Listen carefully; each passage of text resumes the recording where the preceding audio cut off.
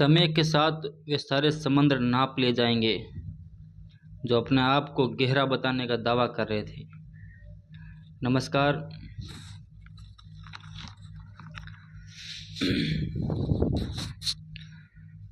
मैं दिनेश भाटी। आज जो विद्यार्थी राजस्थान पुलिस की तैयारी कर रहे हैं, जो उनके साथ अन्याय हो रहा है, जो सरकार पिछले कई सालों से विद्यार्थियों के साथ नाइंसाफ़ी कर रही है, वो मुद्दा लेकर मैं आज आप सभी के बीच में आया हूँ। ये वो मुद्दा है जो हर साल मेहनत करने वाले विद्यार्थी वो भुगतभोगी रहते हैं। उनको अपना मेहनत की सही कीमत नहीं मिल पाती है और वो किस्मत को दोष देते हुए अपना आप को इस विभाग से दूर कर लेता है। वो सोचता है कि कहीं ना कहीं मेरी किस्मत में सरकारी नौकरी नहीं थी या पुलिस में लगना शायद मेरी किस्मत में नहीं था। वो इसलिए हो रहा है क्योंकि जो राजस्थान पुलिस का जो सिलेबस है वो सही नहीं है। सिलेबस में बहुत सारी विसंगतियां हैं। इसकी वजह से जो मेहनती बंदा है, जो प्रॉपर राजस्थान पुलिस की तैयारी कर रहा है, वो कहीं ना कहीं पीछे रह जाता है। जिसका थोड़ा बहुत लक साथ देता है वो आगे आ जाता है।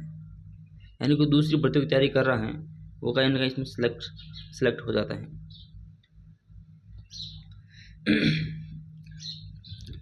नंबर 1 इसकी पहली विसंगति है, मैं बता रहा हूँ। प्रमुख 3 विसंगतियाँ हैं इसकी। जो पहली विसंगति है वो है कि सिलेबस स्पष्ट नहीं है। विभाग ने, राजस्थान पुलिस विभाग ने इसको 3 पार्ट में बांटकर ABC, पार्ट A के अंदर इन्होंने लिखा है रीजनिंग, मैथ और कंप्यूटर, और 60 क्वेश्चन लिख दिए हैं। अब विद्यार्थी के मन में ये सवाल रहता है कि 60 सवाल A भाग में तो आएंगे, लेकिन पता नहीं कौन से सब्जेक्ट से कितने क्वेश्चन आएंगे। और कोई कोचिंग वाले बोल देते हैं कि मैथ ज़्यादा आएगी अब की बार, नहीं कोई बोल देता है कंप्यूटर ज़्यादा आएगा, और कोई बोलते हैं नहीं पुलिस विभाग है तो रीजनिंग ज़्यादा आएगी। तो कोई फिक्स नहीं है। विद्यार्थी के मन में हमेशा शंका चलती रहती है, पता नहीं अब की बार क्या ज़्यादा वेटेज रहेगा, किसका ज़्यादा वेटेज रहेगा। कभी मैथ ज़्यादा पूछ लेते हैं तो कभी कंप्यूटर ज़्यादा पूछ लेते हैं, तो कभी रीजनिंग ज़्यादा पूछ लेते हैं। तो कहीं ना कहीं सिलेबस क्वेश्चनों की संख्या फिक्स नहीं होने की वजह से बच्चों के साथ अन्याय हो रहा है। जीके, जीएस, करंट, इनका भी कोई फिक्स नहीं है। 45 सवाल दे दिए हैं। जीके, जीएस, करंट, महिला और बच्चों के अधिकार, इनकी योजना है। पहले अपराध था, अब योजनाएं जोड़ दी, लेकिन इनका भी फिक्स नहीं है। महिला बाल अपराध के सवाल कोई फिक्स नहीं है। 10 ही आ सकते हैं, 5 भी आ सकते हैं। साइंस के कोई सवाल फिक्स नहीं है। एक सवाल भी साइंस का आ सकता है, और एक सवाल साइंस के लिए उसको पूरी साइंस पूरी पढ़ना पड़ता है।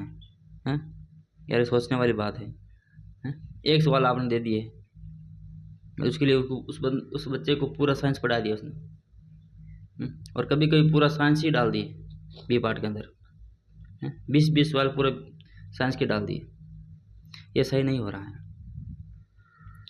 तो सरकार से मेरी ये मांग है कि अब की इस भर्ती के अंदर, जो 2026 में जो भर्ती आ रही है, इस भर्ती के अंदर सिलेबस स्पष्ट रूप से लिखा जाए और क्वेश्चन की संख्या लिखी जाए कि रीजनिंग के इतने फिक्स सवाल आएंगे, इतने आएंगे, 20 आएंगे तो 20 आएंगे, मैथ के 20 आएंगे तो 20 आएंगे, कंप्यूटर के 20 आएंगे तो 20 आएंगे, ना 21 होंगे ना 19 होंगे, बरोबर क्वेश्चन होंगे, ताकि तैयारी करने वाला बच्चा उसको पता चल सके कि मुझे इस हिसाब से पढ़ाई करनी है, इस सब्जेक्ट को ज़्यादा जोर देना है, इसको थोड़ा कम देना है, ये मेरा मजबूत है, ये मेरा कमज़ोर है। बच्चे लगे रहते हैं 6-6 महीने साइंस पढ़ने में, सवाल आता है 1 या 2। तो ये पहली विसंगति है सिलेबस की, सिलेबस को सही कराया जाए। दूसरी इसके अंदर विसंगति है कट ऑफ। पता भी नहीं चला साहब माँ कितना नंबरों पीछे रह रही है, हाँ माँ ध्यान ही नहीं पड़े, कट ऑफ भी जारी नहीं करते सर आप। हमारा हक है सर जानने का कि मेरा कितने नंबर कितने पॉइंट बने हैं, मैं कितने नंबर से पीछे रहा हूँ। मान लिया साहब कि अलग अलग जिलों की अलग अलग मेरिट बनती हैं, तो अलग अलग कट ऑफ भी आ सकती हैं, क्यों नहीं आप अलग अलग कट ऑफ जारी करो। आप फिजिकल की कट ऑफ जारी करो अलग से, प्रत्येक जिले की जारी करो। आप फिजिकल की कट ऑफ जारी करने के बाद आप तो फाइनल कट ऑफ बनती है वो भी जारी करो। एक पारदर्शिता होनी चाहिए, एक विद्यार्थी को पता होना चाहिए कि मैं कितने नंबरों से पीछे रह गया हूँ, ताकि अब की बार मैं मेहनत करूँ तो मैं पास हो जाऊँ। अब साहब मैं किन पूछता फिर रहा हूँ कि थे कितना नंबरों पास किया, थे कितना नंबरों फेल किया है, जो जिनके नंबर आए हैं वो आपके कितने नंबर थे। हम कैसे अनुमान लगाए, अनुमानित कट ऑफ नहीं, फिक्स कट ऑफ चाहिए हमको। बिल्कुल पारदर्शिता नहीं है, बिल्कुल पता नहीं चलता विद्यार्थी को कि मैं कितने नंबर से फेल हुआ हूँ, मेरे कितने नंबर आए हैं। ठीक है वो मार में मिला रहेगा, लेकिन फेल होगा तब ना उसको पता चलना चाहिए ना कि मैं कितने नंबर से फेल हुआ हूँ। ये दूसरी बड़ी विसंगति है। ये तो अन्याय हो रहा है बच्चा के साथ, सीधा सीधा अन्याय हो रहा है। उसको पता भी नहीं चल रहा है कि कट ऑफ कितने गई है, कितने नहीं गई है। हक है जानने का, है। बंदा साल भर मेहनत करता है और उसको आखिर में पता भी नहीं चलता है कि उस बंदे वो कहाँ तक पहुँचा है। और तीसरी सबसे बड़ी इसके अंदर एक विसंगति है, 150 क्वेश्चन है और टाइम है 120 मिनट, और 150 क्वेश्चन के अंदर मैथ दे रहे हो सर आप, इसके अंदर आप रीजनिंग दे रहे हो, कंप्यूटर दे रहे हो, 3 इसके अंदर लॉजिकल सब्जेक्ट हैं। कंप्यूटर को सोचना पड़ता है ना, ऐसे देख कर तुक्का नहीं लगा सकता।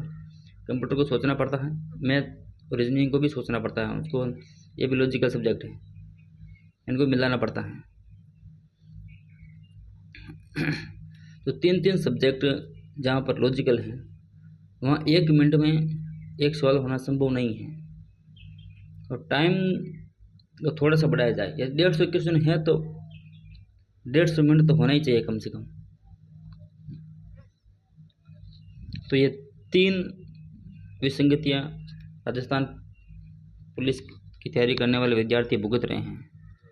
और अब की बार सरकार से और राजस्थान के डीएसपी सर से ये आशा रहेगी कि ये बच्चों के हित में ये निर्णय लिया जाए, और ताकि ज़्यादा से ज़्यादा बच्चे राजस्थान पुलिस में जो मेहनती बच्चे हैं वो लग सकें।